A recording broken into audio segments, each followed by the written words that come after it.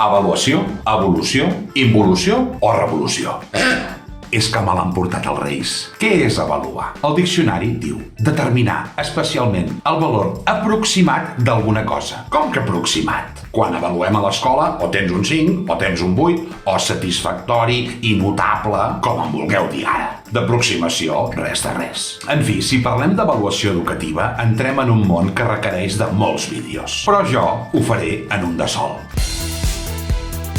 Quan ets alumne és difícil d'entendre i estar d'acord amb la nota. I quan fas de profe també és difícil, sobretot en funció de les evidències d'avaluació que tinguis. Per què? Doncs perquè jutjar la feina d'un alumne és respecte a ell mateix, però també respecte a tots els altres. Heus ací el problema. Si tens uns alumnes molt bons que treuen 10, però la majoria no arribarien ni al 5, què fas? Doncs baixes el nivell. Avui en dia no et deixen suspendre el 80% de la classe encara que s'ho mereixin. Et diuen que has de fer millor la teva feina. Dit això, anem a veure què avaluem i com. Prepareu-vos. Al llarg dels anys hem intentat anar modificant els criteris d'avaluació. De números a paraules, a colors, a conceptes.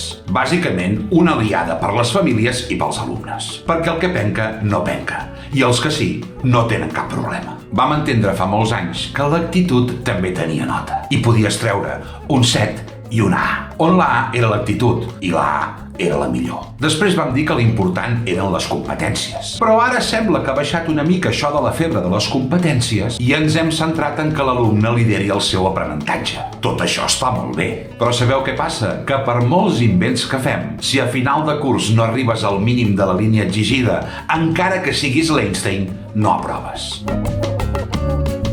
Imagineu que haguéssim de repensar la nostra societat des de zero i decidir un sistema d'aprenentatge pels ciutadans. Com ho faríeu?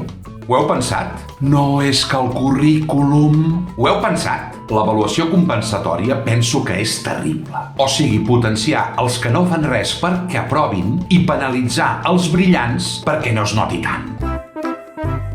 Quan no ets bo en matemàtiques, no compta per res que siguis bo liderant grups, parlant en públic o pensant noves idees. Aquella assignatura normalment demana que siguis un robot. Jo he escoltat matemàtics que em diuen «No, les matemàtiques són creatives». D'acord, m'ho crec, però no ho avaluem així. Hi ha altres assignatures que sí que permeten més clarament incorporar criteris de creativitat o d'enginy a l'hora d'avaluar. Però pel que he viscut, s'apliquen criteris com a les matemàtiques. És el cas de les llengües, anàlisi sintàctics i ortografia. A primària ho puc entendre, però a partir de l'ESO hem de fer servir la llengua per oratòria, exposició, diàleg, conversa. Els joves van molt mancats d'això.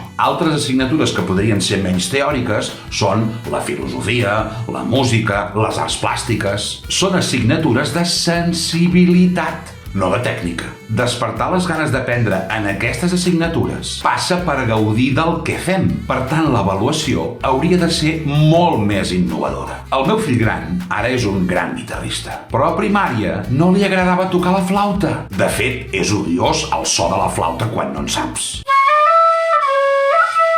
Va proposar-li a la mestra tocar la guitarra i li va dir que no. Va venir tot xafat i li vaig dir, defensant a la mestra, que havia d'avaluar-los a tots per igual. Però realment no s'hauria pogut aprofitar aquesta situació per portar la seva passió a la classe? Doncs no, li va prohibir portar la guitarra a la classe. Avaluar què és? Que una altra persona et digui si vals o no? Que has après allò que ella volia? Que has millorat respecte al que ja sabies? En què quedem? Això et fa anar boig a l'escola. I com bé sabeu, no tothom serveix per tot.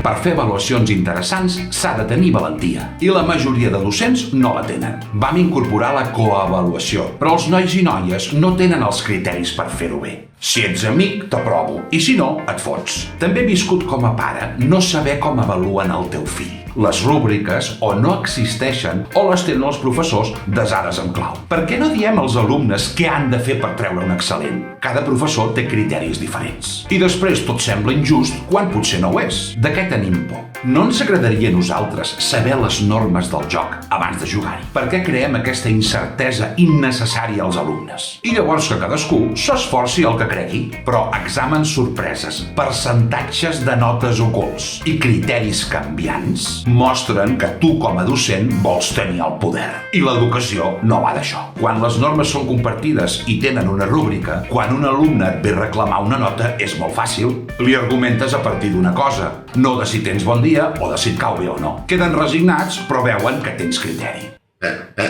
I a la universitat? Millora l'avaluació? Són gent gran que ja tenen una base. Per què seguim avaluant de la mateixa manera si mai més tornaran a ser avaluats així? Quan treballes a la feina, el sistema per saber si ho has fet bé o no és un altre. Per què no els preparem per això a formació superior? Atrevim-nos a fer una avaluació elàstica, no laxa, que avaluï a persones, no a màquines, i que tingui en compte l'esforç, la creativitat, la innovació, fins i tot la improvisació. O com a mínim que conti alguna cosa.